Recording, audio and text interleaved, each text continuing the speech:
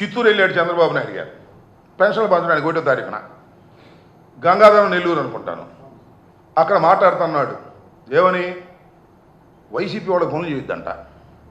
YCP నాయకులకు కానీ YCP కార్యకర్తలకు కానీ ప్రభుత్వం నుంచి వచ్చేటటువంటి పనులు చేయడానికి వీలేదంట. ఇది ఎక్కడ పోయేయగలం ఆయన, నాకు అర్థం కాలేదు. ఒక రాష్ట్ర ముఖ్యమంత్రి ఏమని ప్రమాణం చేస్తాడండి? పక్షపాతం లేకోకుండా అందరినీ సమానంగా చూసుకుంటానని ప్రమాణ స్వీకారం చేసినటువంటి నారా చంద్రబాబు నాయుడు గారు తెలుగుదేశం వాళ్ళకి తప్ప కూటమి వాళ్ళకి తప్ప ఎవరికి పనులు చేయడానికి వీలు లేదు అని ఉపన్యాసం చెబుతాడు. అధికారులందరికీ సందేశం ఇస్తున్నాడు. ఎంత దుర్మార్గం అని మనం చేస్తున్నాం. నాకు తెలిసి భారత ప్రజాస్వామ్యంలోనే కాదు ఏ ప్రజాస్వామ్య దేశంలోనూ కూడా తమకు ఓటు వెయ్యని వారికి పనులు చెయ్యం అని చెప్పినటువంటి సందర్భమే లేదు. ఇది ప్రజాస్వామ్య విరుద్ధమైనటువంటి కార్యక్రమాన్ని ఇవాళ నారా చంద్రబాబు నాయుడు గారు ఈ వయసులో, నాకు అనుమానం బుర్ర పోయిందేమోనని నా ఉద్దేశం. 14 సంవత్సరాలు ముఖ్యమంత్రిగా చేశాడు, మళ్ళీ 5 సంవత్సరాలు అవకాశం వచ్చింది, వయసు ఏమో 75కు దాటుతూ ఉంది. కాబట్టి బుర్ర పోయి చంద్రబాబు నాయుడు గారు ఈ విధంగా మాట్లాడుతున్నారనేటువంటి అభిప్రాయం ప్రజల్లో కలుగుతూ ఉందని మనం చేస్తున్నాం. సరే, వీటన్నిటికీ సమాధానం చెప్పాల్సింది నారా చంద్రబాబు నాయుడు గారు. ఆయన తప్పుకుంటే కూటమి ప్రభుత్వంలో ఉన్నటువంటి పవన్ కళ్యాణ్ గారు, వాళ్ళు తప్పుకుంటే బీజేపీ. వీరెవరు మాట్లాడరండి, ఏం మాట్లాడకుండా కామ కూర్చుంటారు. ఇద్దరు మాత్రం ఎగేసుకొచ్చారు నిన్న. ఆయన ఎవరు? ప్రస్తుత ముఖ్యమంత్రి గారి కుమారుడు, ఒక మాజీ ముఖ్యమంత్రి గారి కుమారుడు. ఎందుకు వచ్చారో ఏమి నాకు అర్థం కాలేదు. జగన్మోహన్ రెడ్డి గారిని ఇష్టం వచ్చినట్టుగా మాట్లాడారు నిన్న మీడియాలో. ఏమన్నాడు జగన్మోహన్ రెడ్డి గారు? మీరేమన్నారు గుర్తుందా అని అడుగుతా ఉన్నా. ఆ మనోహర్ గారిని అడుగుతా ఉన్నా. ఈ రాష్ట్రంలో పౌర సరఫరాల శాఖ మంత్రిగా పనిచేస్తున్నటువంటి మనోహర్ గారిని అడుగుతా ఉన్నా. ఏమండి, జగన్మోహన్ రెడ్డి గారు ప్రతిపక్ష హోదా కావాలని అడిగాడు.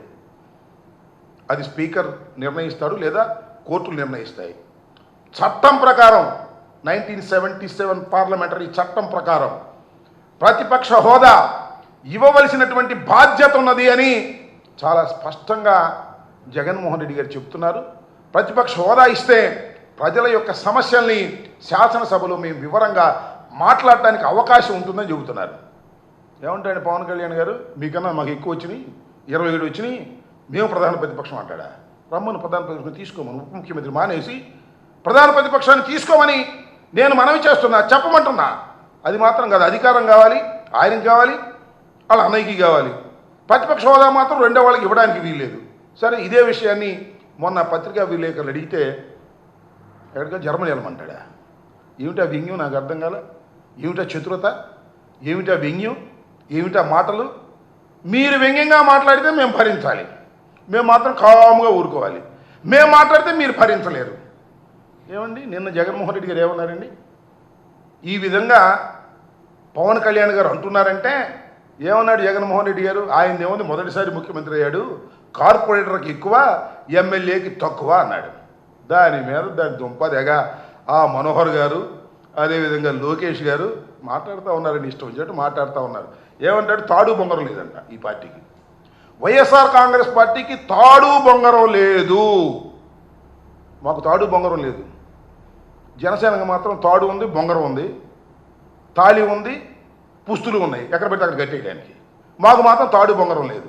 నేను అడుగుతా ఉన్నా, 5 సంవత్సరాలు ఈ రాష్ట్రంలో ముఖ్యమంత్రిగా పనిచేసినటువంటి జగన్మోహన్ రెడ్డి గారి రాజకీయ పార్టీ ఎవరి దయాదాక్షిణ్యాలతో వచ్చినటువంటి రాజకీయ పార్టీ కాదని మనం చేస్తున్నా. దానికి తోడు ఇంకొక ఆయన బయలుదేరాడు, ముఖ్యమంత్రి గారి కుమారుడు, మొత్తం ఆయనే ముఖ్యమంత్రిగా వ్యవహరిస్తున్నాడు.